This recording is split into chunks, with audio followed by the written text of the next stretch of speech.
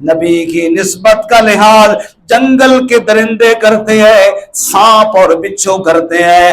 آج جو لوگ وہ بد نصیب جو اپنی زبانیں نبی کے صحابہ کے خلاف چلاتے ہیں، اپنے قلم نبی کے یاروں کے خلاف چلاتے ہیں، یا نبی کے اہل بیت کے خلاف چلاتے ہیں، اپنے نبی کے کسی نسبت کی بے ادبی کرتے ہیں، ہم ان سے کہتے ہو اور کچھ تو خیال کرو، اس نسبت کا لحاظ تو سانپ اور بچھو بھی کرتے ہیں، اس نسبت کا لحاظ تو جنگل کے درندے بھی کرتے ہیں۔ تم کس مٹی سے بنے ہوئے ہو؟ تمہیں محمد پاک صلی اللہ علیہ وسلم کی نسبت کا احترام نہیں ہے۔ ہم تو یہ کہتے ہیں نہیں سمجھ آئی بات تو آؤ دیکھو، ایک شخص ہے اسود رائی کے نام سے، حبشے کے غلام ہیں، بکریاں چرانے والے ہیں، جنگل بیابان کے اندر بکریاں چرا رہے ہیں۔ نبی پاک صلی اللہ علیہ وسلم اپنے صحابہ کو لے کر وہاں تشریف لے گئے، نبی پاک صلی اللہ علیہ وسلم کی خبر سنی ہے، اسود رائی بکریوں کو چھوڑ کر اللہ کے پاک نبی کے پاس آ جاتے ہیں، آ کر ان پہ اوپر روب طاری ہو گیا، کپ کپ آنے لگے۔ میرے نبی نے تسلی کے ساتھ فرمایا، اے میرے بھائی پریشان ہونے کی ضرورت نہیں، میں اس آمنہ کا بیٹا ہوں جو روکھی اور خشک روٹی چبایا کرتی تھی۔ آپ صلی اللہ علیہ وسلم نے فرمایا بتاؤ کیا کہنا چاہتے ہو؟ اسود رائی نے کہا میں کیا کہوں، ایسا حسین چہرہ تو میں نے آج تک دیکھا نہیں ہے۔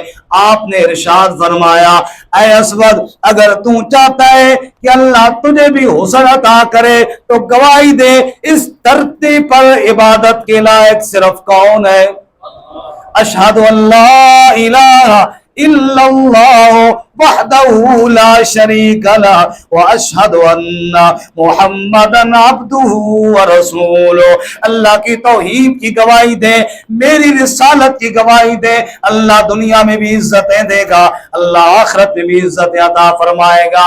اسود نے ایمان قبول کیا، پھر جہاد میں شریک ہو گیا، یہ جا اور وہ جا، آنن فانن شہید ہو گیا۔ اللہ کے پاک نبی صلی اللہ علیہ وسلم اس کی میت کے پاس کھڑے مسکرا رہے تھے اور حضور فرما رہے تھے تھوڑا سا وقت اسلام میں گزارا ہے، اتنے اونچے درجے پا گیا ہے، مجھے پاؤں رکھنے کی جگہ نہیں ملتی، اللہ کے اتنے فرشتے اس کے جنازے کو کندھا دینے کے لیے آ گئے ہیں۔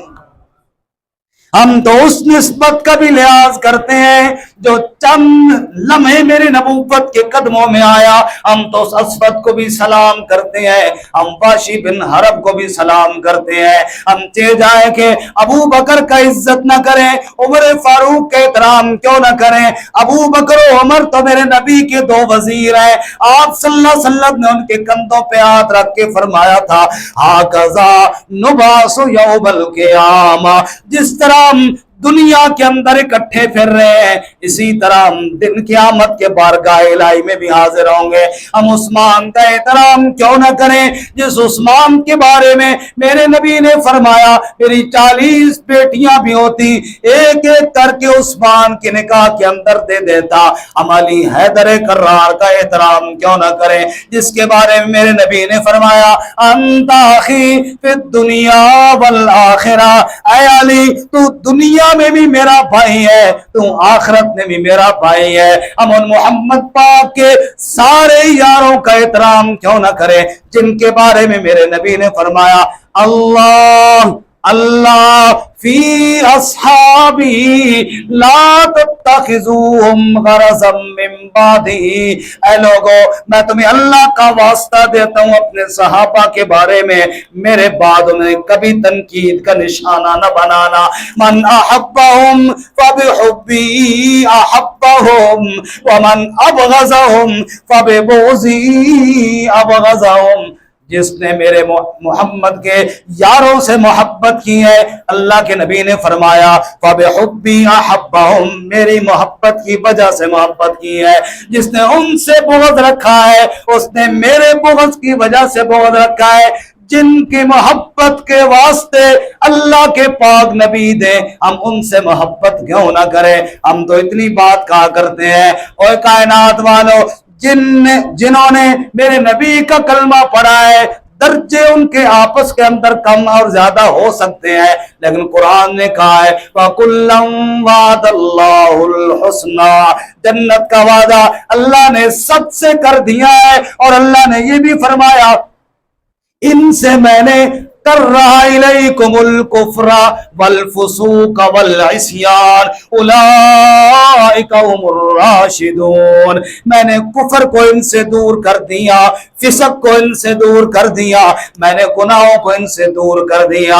ये नहीं फरमाया कि मासूम है, मासूम तो अल्लाह के नबी होते हैं, लेकिन गुनाहों की नफरत उनके दिलों में डाल दी है। उस वक्त तक उन्हें चैन नहीं आता था जब तक कि अल्लाह ताला माफी का ऐलान नहीं कर देता था। वक्त मैंने उस दिन दरस में भी अर्ज किया, आखिरी बात आज भी अर्ज करता हूँ, मेरे वालिद साहब दुनिया से चले गए हैं, अल्लाह उनकी मगफरत फरमाए।